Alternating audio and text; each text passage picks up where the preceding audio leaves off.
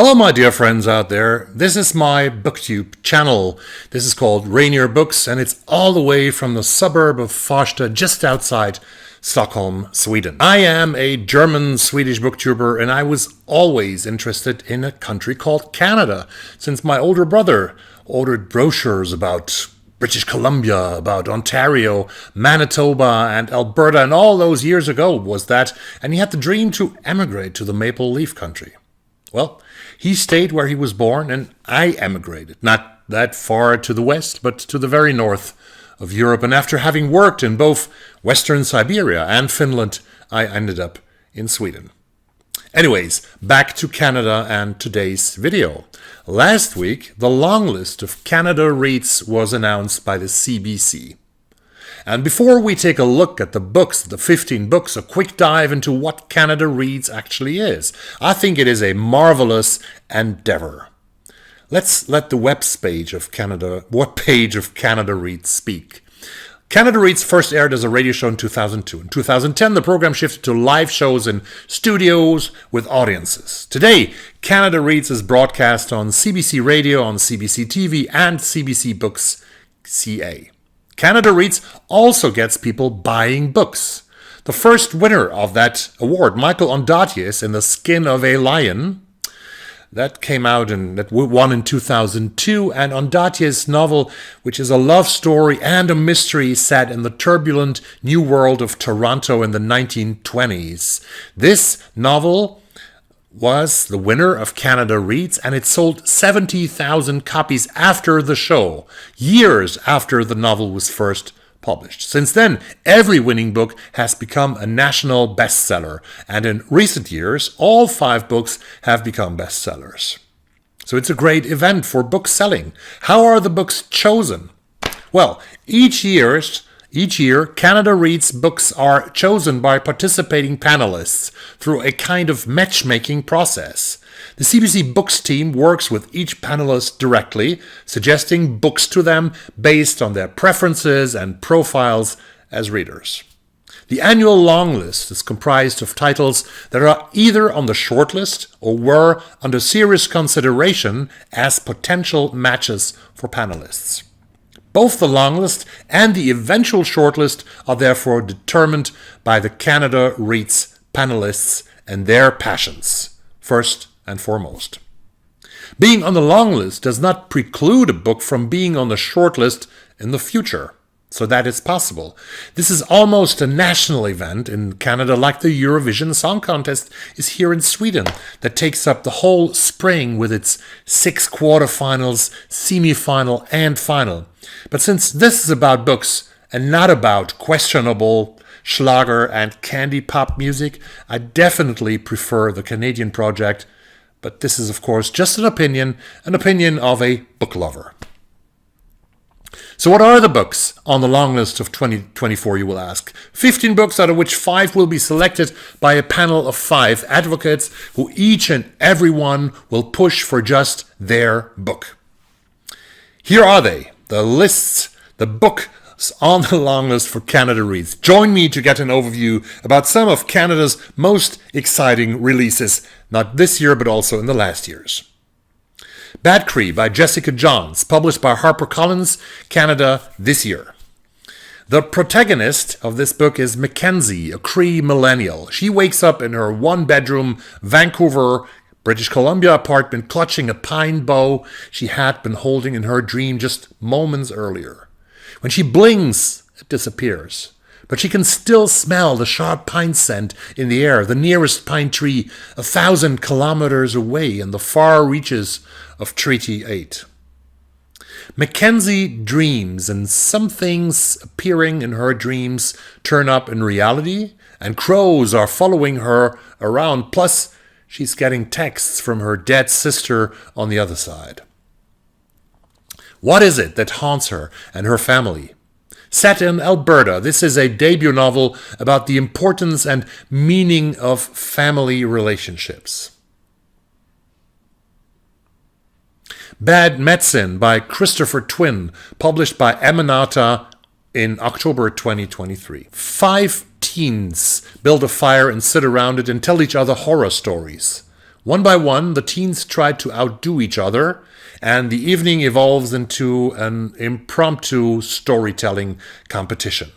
Inspired by Cree folklore and modern Cree life, Bad Medicine will transport readers to terrifying new worlds that only exist at the edges of human imagination. Dennison Avenue by Daniel Innes and Christina Wong, published by ECW Press in May this year. Bringing together ink artwork and fiction, Dennison Avenue by Daniel Innes, who made the illustrations of the book, and Christina Wong, who did the text, follows the elderly Wong Cho Sum, who, living in Toronto's gentrifying Chinatown, Kensington Market, begins to collect bottles and cans after the sudden loss of her husband as a way to fill her days and keep grief and loneliness at bay.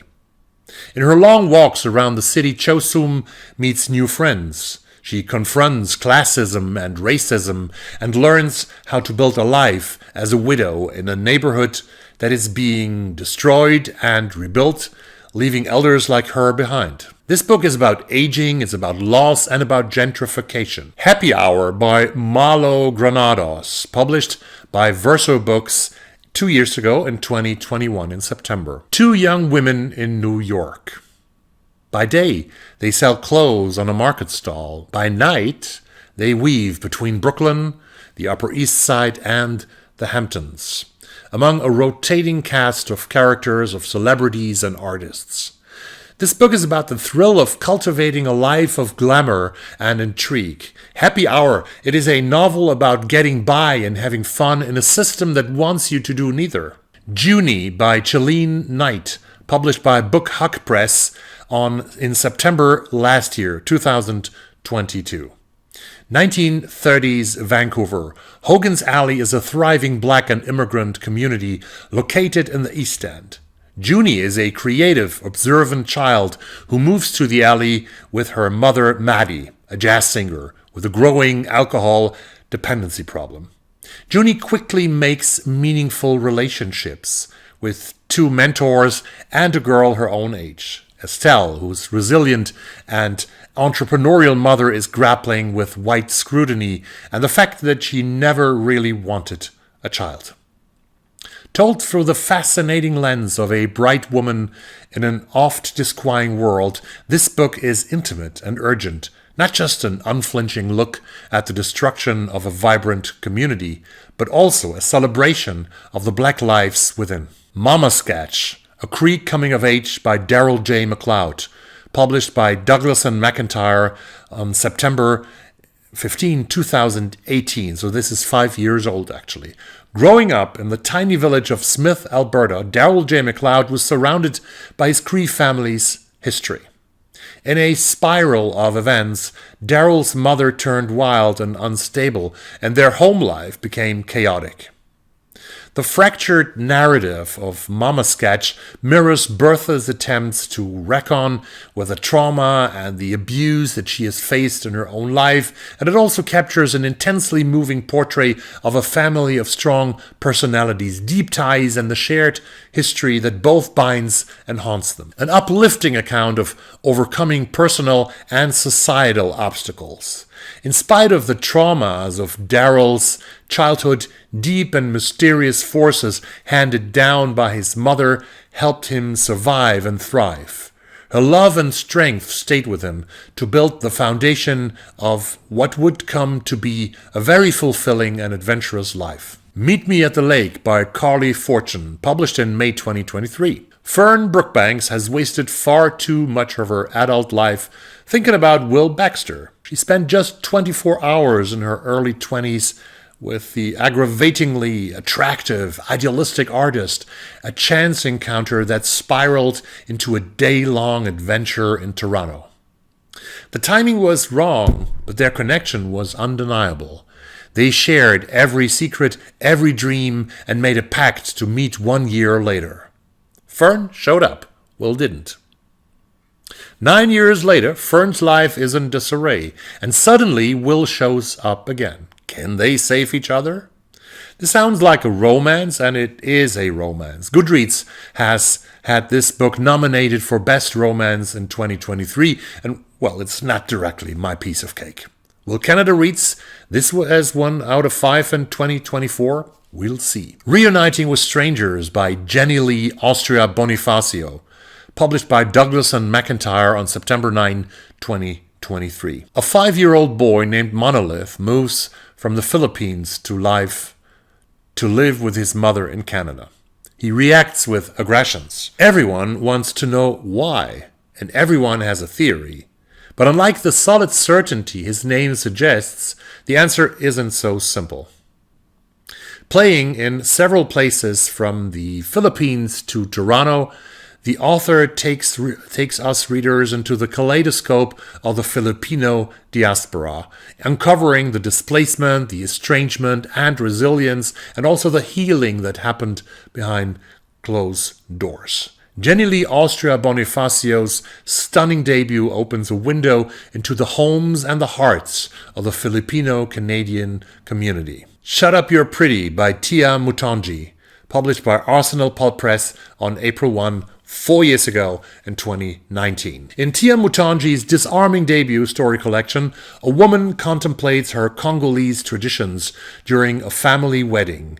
A teenage girl, she looks for happiness inside a pack of cigarettes. A mother reconnects with her daughter through their shared interest in fish. And a young woman decides to shave her head in the waiting room of an abortion clinic. These punchy, sharply observed stories blur the lines between longing and choosing, exploring the narrator's experience as an involuntary one. Tinged with pathos and humor, they interrogate the moments in which femininity, womanness, and identity are not only questioned but also imposed. Sunshine Nails by Mai Nguyen, published by Simon & Schuster in July 2023. Vietnamese refugees Debbie and Phil Tran drive a nail salon in Toronto called Sunshine Nails. A big and glamorous chain is establishing itself in the area and threatens the economical existence of the protagonists. Can they unite in strength to compete and also survive?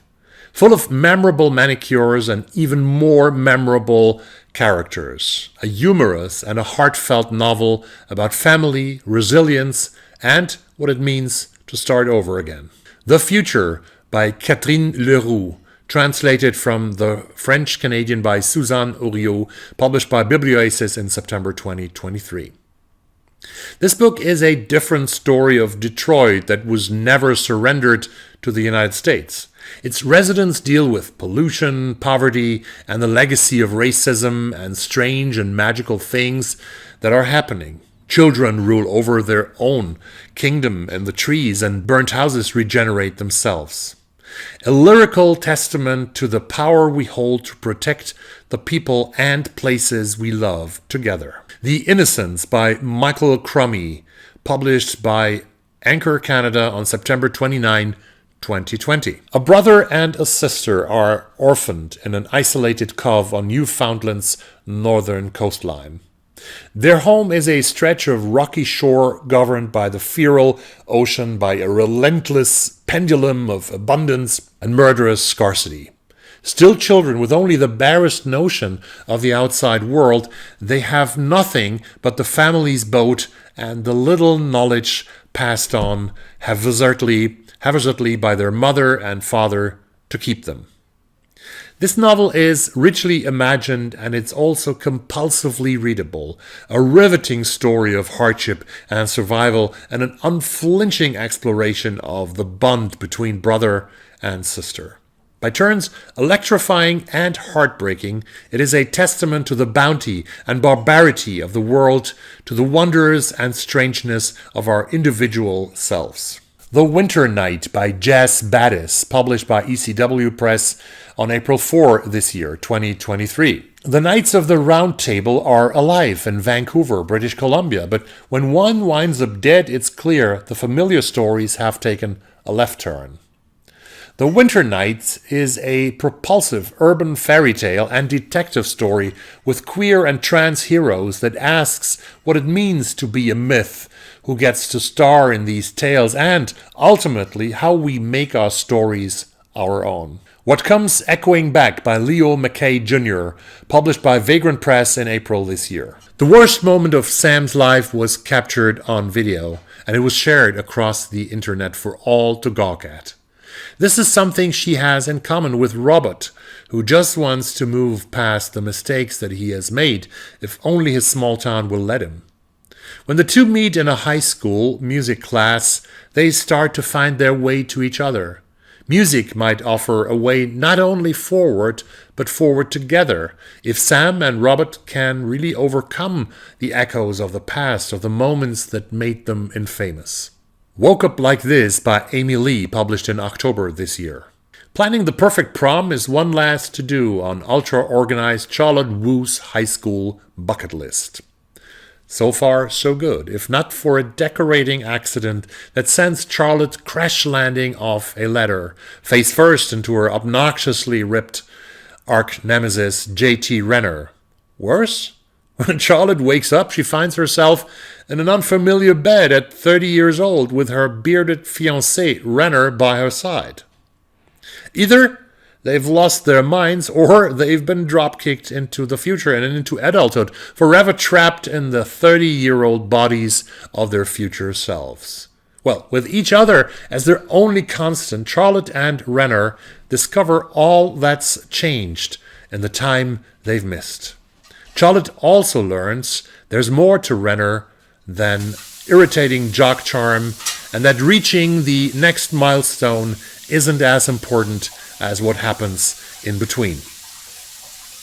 Navigating a series of adventures and a confounding new normal, Charlotte and Renner will do whatever it takes to find a way back to 17. But when and if they do, what then? These were the 15 books long listed for Canada Reads in 2024. Which ones will be picked by the 5 hosts? We will learn in January. Last year's winner of Canada Reads was a graphic novel. The winner was Ducks, 2 Years in the Oil Sands by Kate Beaton, and it tells the story of the Alberta oil rush, where a young woman wants to work to pay off her student loans, and she lives among a vast majority of men, where trauma is an everyday experience and occurrence, and the environment suffers from the destructive way oil is won out of sand. Thanks for watching this video. Like it if you like it, and subscribe to the channel if you want to see more of and from Rainier Books. Have a great evening, have a great run-up to Christmas 2024, everybody, and I see you very soon. Good evening and bye-bye from Stockholm, Sweden.